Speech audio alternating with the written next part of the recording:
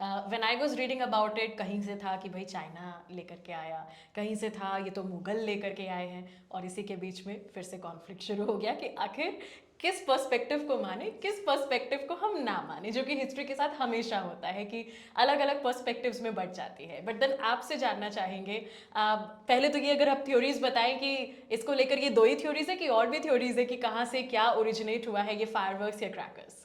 India और China के बीच में संबंध हमेशा बहुत ही, आप कह सकते हैं, डायरेक्ट नहीं रहा तो indirectly long distance relationship India China की हमेशा बहुत अच्छी रही यस, है। एग्जैक्टली। बिकॉज बहुत कुछ जो इंडिया में इन्वेंट हुआ वो चाइना गया, बहुत कुछ चाइना में जो इन्वेंट हुआ वो हिंदुस्तान आया। इसमें मंगोलों ने सबसे बड़ी भूमिका निभाई, बिकॉज ओके।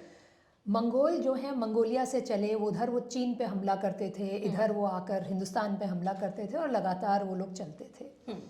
सो आप जैसा कहा जा सकता है कि पटाखे और फायर वर्क्स और बारूद Okay. दोनों में बहुत फ़र्क है। बिकॉज बारूद है एक्सप्लोसिव और उसका फटना काम है, फायर वर्क्स का काम है ब्यूटी को एनहांस करना, एक सेलिब्रेटरी मोड में हम लेते सेलिब्रेटरी हैं। मोड, खुशी को मनाना, उसका पर्पस वो है। तो यदि हम फायर वर्क्स की बात करें तो जैसा कि जो रिकॉर्डेड हिस्ट्री है, जैसा कि लोग मानते हैं, जो ये भी प्रपोज करते हैं एक सेक्शन ऑफ हिस्टोरियंस, जैसा कि आपने कहा, जो बताना चाहते हैं कि इंडिया से इन्वेंट हुआ, वो सब लोग साल्ट पीटर के रेफरेंस पे जाते हैं। भाई सॉल्ट पीटर वाज अवेलेबल, इसमें कोई दो राय नहीं है। हिंदुस्तान में नहीं, पूरे दुनिया में अलग अलग खानों में, पहाड़ों में, गुफाओं में सॉल्ट पीटर अवेलेबल रहता है। ओके। और उसी की वजह से जो आप कह सकते हैं कि गर्मी पैदा करना या विस्फोटक बनाना बनता है या बनाया जाता है। इंडिया में भी ये अवेलेबल था, जिसे अर्थशास्त्र में अग्निचूरण, जैसा कि मैंने पहले भी बताया, वो कहा गया है। और उसी के संदर्भ में लोग कहते हैं भाई अग्निचूरण ये वही है और ये इंडिया से ही आया है, ये लोग एक पर्सपेक्टिव हाँ, देते हैं। बट फायरवर्क्स में the thing is they have to fly, they have to have the tickling stars coming out, वो सितारे गिरने चाहिए, या कहिए वो ऊपर की ओर सितारे फैलने चाहिए। ये सारी चीज़ें जो हैं, कलर्स होने चाहिए। एग्जैक्टली वो सब बहुत लेट एडिशंस हैं। Okay. वो इम्प्रोवाइज होते रहे हैं। और उसको यदि हम देखें तो पहला जो फायर क्रैकर है वो एक्सीडेंटल है। अच्छा। जो, और वो भी ऐसा नहीं किसी ने प्लान करके बनाया। मतलब चाइना में बैम्बू जलाया जा रहा है, और जो जला रहे हैं उसमें, बिकॉज बैम्बू के बीच में होलो होता है, हाँ। और उसके बीच में जो एयर जनरेट होती है, और जब उसके अंदर लगातार, जैसा कि आप देखते हैं किसी चीज़ में आग लग जाती है और जैम पैक होती है, तो उसके अंदर जो कार्बन बनता है, उसकी कार्बन डाइऑक्साइड से चीज़ ब्लास्ट करती है। That was the first fire cracker for people, कि बैम्बू के अंदर जो एयर डिपॉजिट हुई। और बैम्बू, यदि आप उसका वुड क्वालिटी देखें, क्योंकि इसका स्टेंसिल स्ट्रेंथ बहुत हाई होता है, तो जब वो जलता है तो चिंगारियाँ छोड़ते हुए जलता है। जैसा कि आप जलती हुई लकड़ी को छू दीजिए थोड़ा, तो चिंगारियाँ निकलती हैं, कुछ उड़ती हैं, कुछ वहीं बिखर जाती हैं। सो उसी तरह से बैम्बू की क्वालिटी है, वो बेसिकली प्रोफेट आउट करता है। और जब वो उन्होंने आग में फेंका और उसके अंदर वो जो आग जली, उससे वो फटा, तो उसके अंदर से वो रेस निकली।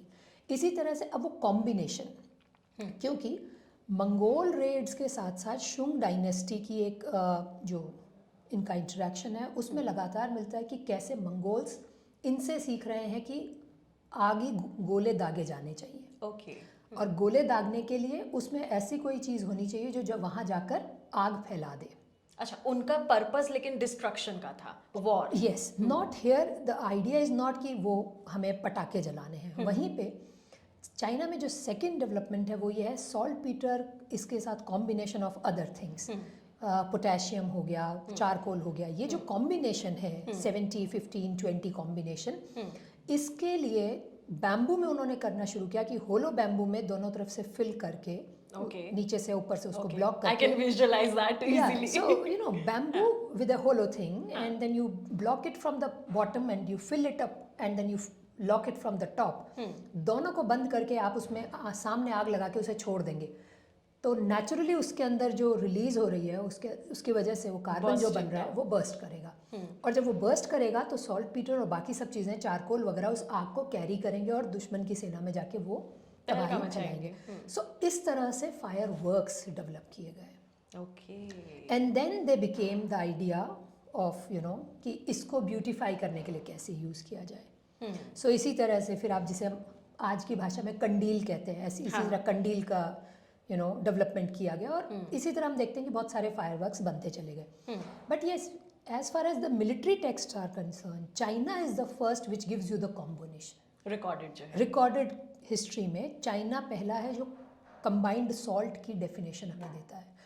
वहाँ पे फाइनल फायरवर्क्स को इवॉल्व करना इज अगेन एक्सीडेंट, जैसा कि मैंने बताया. एक तो ऐसे, और दूसरा जब एक इंसान जिसको हमेशा, एक एल्केमिस्ट थे जो हमेशा के लिए अमर होना चाहते थे और उन्होंने कई चीज़ों का मिश्रण बना के उसके अंदर कोशिश की कि आग लगाऊं और जो रिमेन बचेगा उसे पीऊंगा तो मैं अमर हो जाऊंगा, लेकिन हाँ, ऐसा कुछ अमर नहीं हुए हो पाया. नहीं, लेकिन यस उससे आग लगी और it was a blast. So he realised कि हाँ, इससे ब्लास्ट क्रिएट हो सकता है. So the technique of blast actually emerged. And the Mongols definitely as they carried paper, जैसा कि चाइना में पेपर था सेकेंड सेंचुरी में और वहाँ से वो लेकर हिंदुस्तान में 11th-12th सेंचुरी में आया. सो उसी तरह से we can see and we can trace that after Chinese it is the Mongols who are using. Okay, China से देन पहुंचा Mongols. Mongols are using it because Okay. Chinese Shunga dynasty के साथ उनका जो इंटरेक्शन है, उनकी जो Yes. फाइट्स हैं उसमें लगातार वो सीख गए हैं कि हाँ, इस तरीके से हम लोग इसको यूज कर सकते हैं. यानी And कि then ट्रैवल Mongols- करते करते अभी तक हम चाइना से मंगोल आ गए हैं. देन मंगोल्स के बाद हमें कहाँ पर जाना है? Mongols के बाद then we come to definitely India because Okay. Mongolians जहाँ जहाँ गए they were great disseminators of you can say technology and information. Okay. क्योंकि वो जहाँ जहाँ गए जो टेक्निक यूज़ करते गए वो टेक्निक वहाँ वहाँ फैलती गई.